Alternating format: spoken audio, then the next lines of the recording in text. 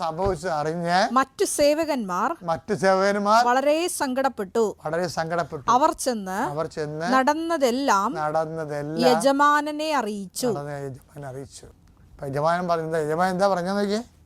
യജമാനൻ അവനെ വിളിച്ചു പറഞ്ഞു, ദുഷ്ടനായ സേവക, നീ എന്നോട് കേണപേക്ഷിച്ചതുകൊണ്ട് നിന്റെ കടമെല്ലാം ഞാൻ ഇളച്ചു തന്നു. ഇതിന്റെ പ്രശ്നം ഈ ജെനുവിൻ അല്ലാത്ത ആളില് ഒരേ വിഷയം കടമാണ്. മുകളിലുള്ള 10,000 താലന്ത് കടം, 100 ദിനാറ കടം. അപ്പോൾ ഒരേ ആൾ അവിടെ പോയി പട്ടാങ്ങി പറഞ്ഞ് ഇവിടെ വന്നവൻ്റെ കഴുത്തിന് പിടിച്ചു. ഒരേ സെയിം പേഴ്സണാണ്. ഇത് 2 പേഴ്സൺ ഒരാളുടെ ഉള്ളതാണ് വിഷയം. ഈ 2 പേഴ്സൺ ഉള്ള ആൾക്കാരെയാണ് ഈശോ പലപ്പോഴും അഡ്മിറ്റ് ചെയ്യണത്. പൗലോസിൽ യോഹന്നാന് 2 പേഴ്സൺ ഉണ്ടായിരുന്നു.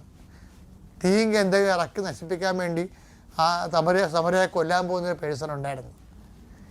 ഇതുപോലെ തന്നെയാണ് നാഥാനിയേലിൽ സിംഗിൾ പേഴ്സണേ ഉണ്ടായുള്ളൂ, യഥാർത്ഥ ഇസ്രയേലിയൻ. ഇവനിൽ കാപട്യമില്ല, ഇവർ 2 പേഴ്സൺ ഇല്ലെന്ന്. ജെനുവിറ്റി, ഇവന് ഹൈപ്പോക്രസി 2 പേഴ്സൺ ഇല്ല. അപ്പം ഉടമ്പടി എന്ന് പറയുമ്പോൾ ലൂർദിൽ വെച്ച് അമ്മ പറഞ്ഞെന്താണെന്നറിയാമോ? ഉടമ്പടി എന്ന് ലൂർദിലെ ധ്യാനത്തിൻ്റെ ഭാഗമാണിത് കേട്ടോ. ഉടമ്പടി എന്ന് പറയണത് പേഴ്സൺ ടു പേഴ്സൺ ബൈലാറ്ററൽ എഗ്രിമെൻ്റാണ്. 2 പേഴ്സൺ പാടില്ലെന്ന്. 2 പേഴ്സൺ ഒരു വ്യക്തിയിൽ 2 പേഴ്സൺ പാടില്ല. 16 താലന്ത് ഇളച്ചു തന്ന ആളുണ്ട്. അപ്പം ഞാൻ നിന്നോട് യജമാനൻ എന്താ പറഞ്ഞത്? ഞാൻ നിന്നോട് കരുണ കാണിച്ചതുപോലെ നീയും നിന്റെ സഹസേവകനോട് കരുണ കാണിക്കേണ്ടതായിരുന്നില്ലേ? അതിന്റെ വാക്ക് വായിച്ച് യജമാനൻ കോപിച്ച് കടം മുഴുവൻ വീട്ടുന്നത് വരെ 10,000 താലന്ത് എടുത്ത് ഇവന്റെ പഴയ വെച്ച് കൊടുത്ത് കിട്ടുന്ന കാരാഗൃഹാധികൃതർക്ക് കടം മുഴുവൻ വീട്ടുന്നവരെ അവനെ കാരാഗൃഹാധികൃതർക്ക് ഏൽപ്പിച്ചു കൊടുത്തു.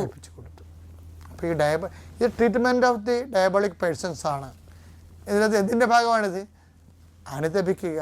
വിശ്വസിക്കേണ്ടതെന്നാണ് ഈ സമറിയക്കാരുടെ കഥയിലൂടെയും അതുപോലെ തന്നെ 10,000 താലന്ത് കടം മേടിച്ചിട്ട് 100 ദിനാറ തരാതിരുന്നതിൻ്റെ കഴുത്തെ പിടിച്ചതിനോടിലൂടെയും ഈ സുവിശേഷമാണ് കർത്താവ് റീച്ച് ചെയ്യിക്കുന്നത്. ഇതെല്ലാം കാണിച്ചിട്ട് പറയും അനുതപിക്കുക, സുവിശേഷത്തെ വിശ്വസിക്കുക. അത്യപൂർവ ദൈവാനുഭവങ്ങൾ ഇനി നിങ്ങൾക്കും സ്വന്തം.